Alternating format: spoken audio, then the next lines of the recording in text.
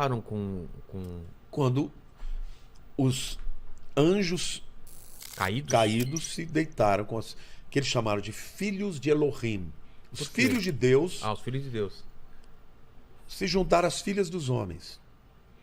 Elohim é uma palavra que traduz Deus, mas ela traduz mais do que Deus. Ela também fala dos anjos. Por quê?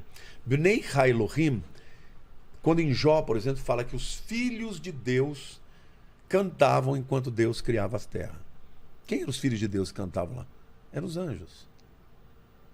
Então, E tem uma diferença entre filhos de Deus, anjos, filhos de Deus, nós?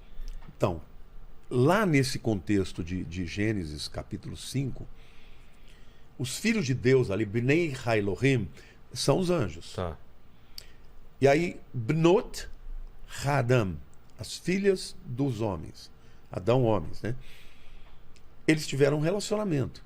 Aí vem alguns teólogos e falam, não, os filhos de Deus eram os descendentes de Sete. Caim morreu, matou Abel, então Deus deu um outro filho, Sete, que foi através de quem veio a linhagem boa.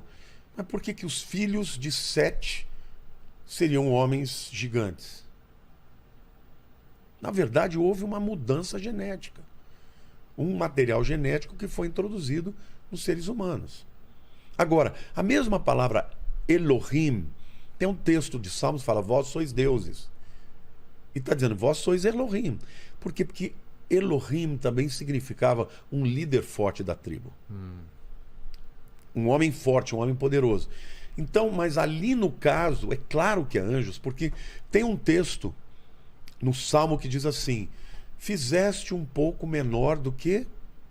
Está falando do homem, né? Fizeste um pouco menores do que... A tradução no Velho Testamento parece que é anjos. E o que Que é Deus. Porque é Elohim. Tá. Mas quando você vai para o livro de Hebreus, citado por Paulo, ele fala, fizeste um pouco menor do que os anjos. Então ele está citando o texto do Velho Testamento, mas interpretando não como Deus, mas como anjos. Porque Elohim, Bnei Ha-Elohim, fala de anjos também. E esses anjos caídos, eles tiveram essa permissão? Por que Deus Não, permitiu eles isso? fizeram se rebelando, Se mas rebelando. as pessoas falam, pastor, mas a Bíblia não diz que os anjos não têm sexo? A Bíblia não diz isso. Ah, não diz? Não. Isso é uma A Bíblia convenção... diz que eles não se casam nem se dão em casamento. Não diz que eles não têm sexo. Esses anjos tinham sexo, tanto é que eles fizeram sexo e produziram E filhos. procriaram. Agora, aqueles anjos eles estão presos. Aqueles Anjos estão presos, que segundo eles fizeram uma coisa o livro de Abominável. abominável. O livro de Judas fala, os anjos que não guardaram o seu próprio domicílio, o seu corpo, né? Ele os tem em cadeias eternas para o dia do juízo. Então, se você me perguntar, os anjos de hoje podem copular? Não sei. Pode ser que sim, pode ser que não. E se fizerem isso, eles sabem qual é o resultado para eles. Exatamente. Agora, alguns acreditam que aquela era uma classe especial de anjos que tinha essa habilidade. Ah, entendi. E que os de hoje não têm. Não sei, isso é conjectura. Mas de qualquer forma, aconteceu em um momento da humanidade. E esses seres Néfilins eram maiores em estatura, em força Eles eram enormes e fortes. e mais valorosos. inteligentes. Tudo. Eles Tudo. dominaram naquele tempo.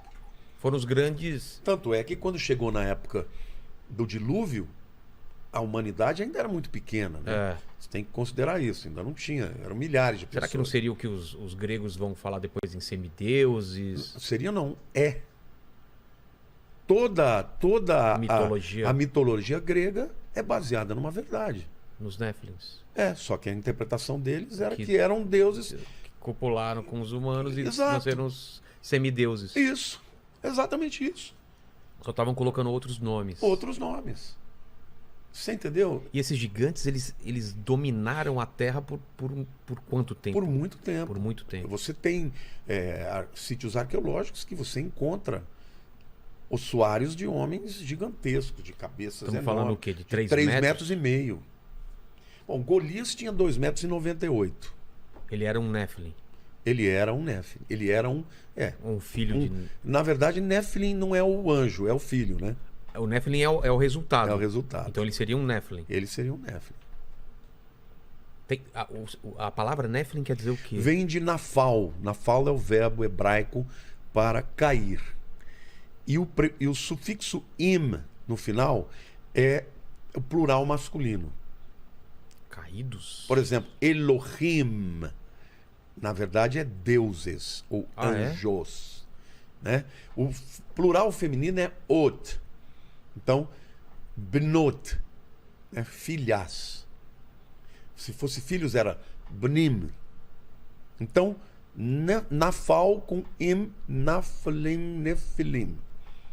Então são os caídos no masculino.